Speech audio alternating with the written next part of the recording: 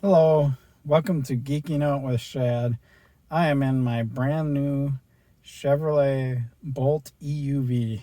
Actually said that without fumbling. We're gonna start this thing up. It's just a push button start, which seems to be common with newer cars nowadays. We will turn off the news. So just started it. We're gonna do a quick little driving review. I actually have this cool Insta Go 2 camera I can put on my hat so you can kind of see first person view of me driving. But I'm just going to drive a little bit, talk about this car, and then I did a clip earlier this morning because it was downpouring to show the rain sensing wipers, so I'll insert that into this video somewhere. But I'm just going to talk a little bit about this car and why I bought it and so on and so forth. So the first thing that I noticed is that this has a completely different control.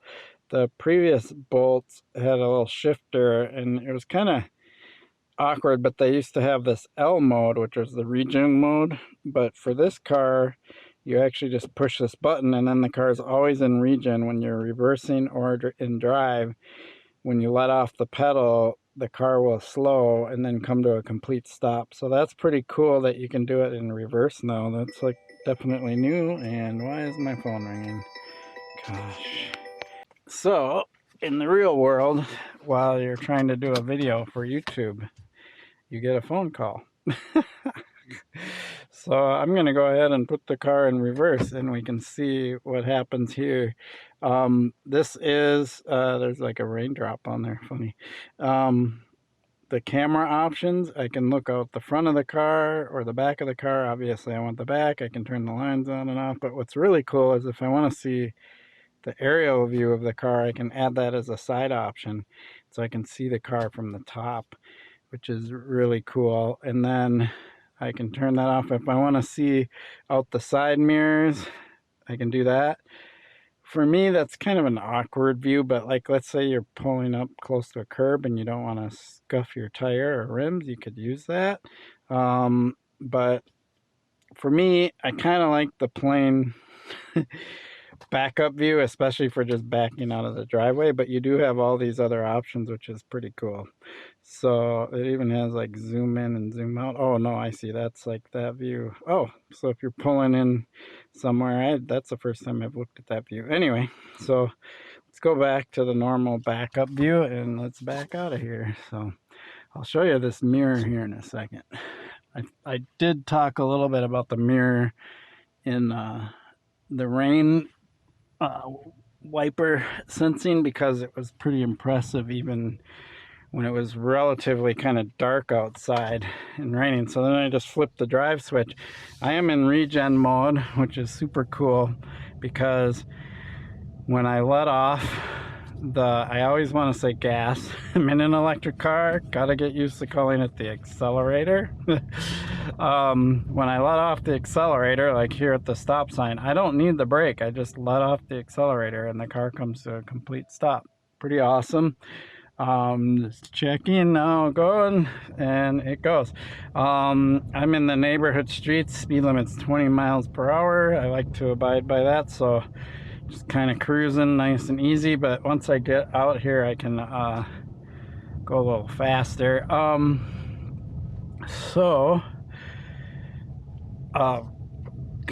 The little controls, I don't know if you can see it. I'm sure the steering wheel's kind of cutting it off, but I got speed, I've got my range over on the left, you know what mode I'm in. It even shows me whether I'm in one pedal drive mode or not. It's telling me how much power I'm consuming or regenerating over on the right, which is kind of cool. But the most important part of this display, aside from speed of course, is the range that you have left. So this says 152 miles. This car has the EPA estimated range at 250 miles, which is pretty good, especially for a car in this price point. GM is now offering $6,300 off let's get in here, off on these cars and incentives. So this car, this is the Premier Launch Edition, so it has every little option. It's even got cooled seats, heated and cooled seats, this cool sunroof, all this stuff. So for all the bells and whistles, including Super Cruise, I paid $37,000. It is only front wheel drive. The EUVs, even though they call it an EUV, they don't offer all wheel drive, which is kind of weird, but me personally, I put winter tires on in the winter time, and with those on a front wheel drive car, there's just really nothing that it's like all-wheel drive is kind of overkill at that point, because those winter tires are so good. So I don't really care whether I have all-wheel drive or not, so, but some people do. Like, they think that's important. If that's important to you, then this isn't the car for you. Chevrolet does plan to come out with some all-wheel drive models within a year or two, which will be the I believe the Blazer and Equinox are the two they're going to come out with the new battery architecture called Ultium and stuff. This car has the older battery architecture that they, you know, it's the same as the original Bolt, but they increased the mileage on it in 2020, I believe it was, and then and it was really only like 20 some miles, if even that, like but it was a decent amount of extra range. So anyway, that's this car. It drives really nice. I'm in the one pedal driving, which I love. It's probably my favorite feature about the car. It's quiet. This feels a little heavier than the Bolt EUV, which is the smaller version of this. This car definitely feels more planted, a little bit heavier, definitely more smoother, but it also feels like a little less sporty. Like, the steering is there, but it's not as responsive as I feel like the regular EV is. But the acceleration in this thing is kind of nuts. I mean, this isn't even like a performance car. It's nothing like a Tesla or anything like that. But for a small little hatchback, and yes, I call this a hatchback. They can call it an EUV all you want, but it isn't anything close to an SUV. It is a hatchback. So that's just the truth of the matter. I'm older. Hatchbacks were cool in my day, so I actually am fine with it being a hatchback. Again, one pedal driving. I just come to a complete stop. I have yet to use the brake on this drive. The brake is really only there if you need it. So I was doing about 27. I gave it a little bit more acceleration, and the tires spun. It's insane how much torque and how much power this car has. It's 200 horsepower, and I don't remember the torque. I'll put that on the screen here, but it's up there. I want to say 260 something, but I don't know if it's that high. But torque is where you really get that instant like power, especially from a complete stop. So that's not extremely powerful in today's numbers, but electric drivetrains are just very different than ICE cars with transmissions and all the mechanical stuff that has to go on. So with electric drivetrains, it's just direct power to your accelerator pedal, and that's what's amazing. I don't even have it in sport mode. It's got a little sport mode thing here. When you push that, it is definitely much more responsive and quicker when driving. Maybe someday I might be interested in playing around with that, but in general, I feel like it's kind of hard to be smooth with the car when you're in that mode, because it's really twitchy. The gas there. So I said gas. I knew I was going to say that. Accelerator pedal. So anyway, this is just my initial drive review. For my channel. I'm gonna do some more stuff with this car. I'm gonna do some range testing, things like that with it. And then when winter comes, because I am in the state of Minnesota, we will talk about range in the colder temperatures, because it drops significantly with EVs. This car does not have a heat pump. A car with a heat pump is going to do a lot better in extreme cold. Most of the testing I see with EVs is always, they always use like 40 degrees as a measurement, or maybe even 30, but it's like, this is Minnesota. We're down in the teens much of winter time. We get in the single digits, and we even go below 0. So we're gonna do some more extreme cold weather testing with this, probably, we're talking 4 months from now. What is it, August? 4 or 5 months from now. I'll be able to do that. Get through this light. Whew, barely. That was orange. So that's it for this video. I will be doing more. I'll do a walkthrough and an overview of the car also, so you can see, you know, the car from the outside and all the different little features and stuff. This is just my initial driving preview of the car. And here, I'm gonna go ahead and insert that rain clip right here, because it's kind of cool, those rain sensing wipers. I've never had such a feature before, and it worked really well. I was impressed. Here you go.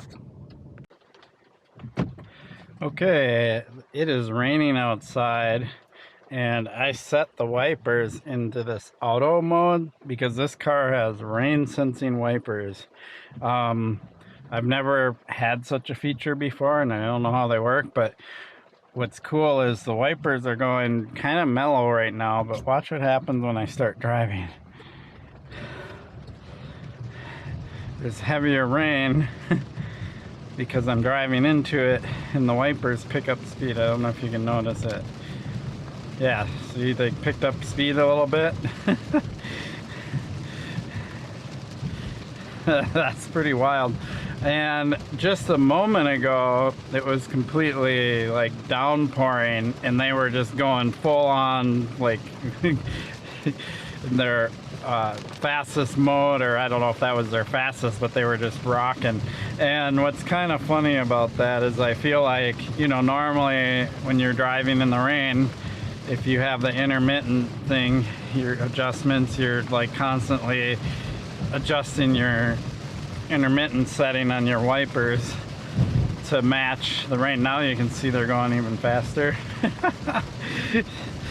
But this just does it for me, and it actually works really well. Like, this is one of those things where I'm kind of like, yeah, but how does it, you know, does it work as good as I would want it to work if I was switching the settings, right?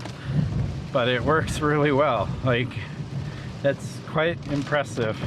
That's the rear view camera. I don't know if you can see this through the my camera that I have, but that's with normal mode. No idea how you see that, but this is with the rear view camera in the rain. Just much more visible of what's going on behind me with no interruptions of the car. So anyway, I just took this little clip because it happened to be raining, and I'll insert this in a bigger review video I do later. Awesome. Okay, so yeah, that was interesting. The rain sensing wipers worked really well. I was happy with the speed that they would automatically choose, because I've messed with these controls and trying to get it perfect by myself, like while driving, and it's like, oh no, I need to speed up the wipers, I need to slow them down, or whatever. And then if you turn them all the way on, then they're just like boom, boom, boom, boom, boom, like really fast. It's like, so the rain sensing wiper thing was awesome. It was just right, which I didn't expect it to be so well. So I am here at my destination. I'm going to conclude this video. I'm actually renewing tabs for my Tacoma, Toyota Tacoma pickup truck. which I also own. I will talk a little bit about why I have that and why I'm not getting rid of it. Obviously, it has to do with the limitations of an EV like this anyway. So yeah, this is not a newer channel, but I haven't done a lot of content on this channel yet, so expect more about this car. I'm actually going to talk about EVs in general, and there's a lot of like disinformation, and I'm going to say disinformation because it's very intentional, that there's organizations and people out there that want to spread information that isn't necessarily true, especially when you're comparing EVs and ICE vehicles and their cleanliness and environmental aspects and all of that. So I'm going to do some videos clearing that up and so on and so forth. So if you are interested in this content, definitely hit the subscribe. I don't have very many subscribers. I do have another channel. It's mostly bicycle related stuff. I don't want to say bike because that might mean motorcycles to some people. Bicycle related content is mostly on that channel. I've done a few other things, including an overview of this car over there, but that channel is Shad Life. I will link that in the description. If you're interested in that kind of content, go ahead and check that channel out. But this channel, I'm going to start focusing on it more. It's going to be more software engineering focused, technology focused, cars, things like that. And I just do reviews. I'm not super organized or whatever. I like to just be pretty raw with my content in my channel. So that's my style. I see these other channels and they're just so over edited and overproduced, and it's like, that's cool and all, but I won't be doing that kind of stuff. It's gonna be pretty raw. So awesome. Remember, like, subscribe if you're interested. Appreciate you watching. Peace.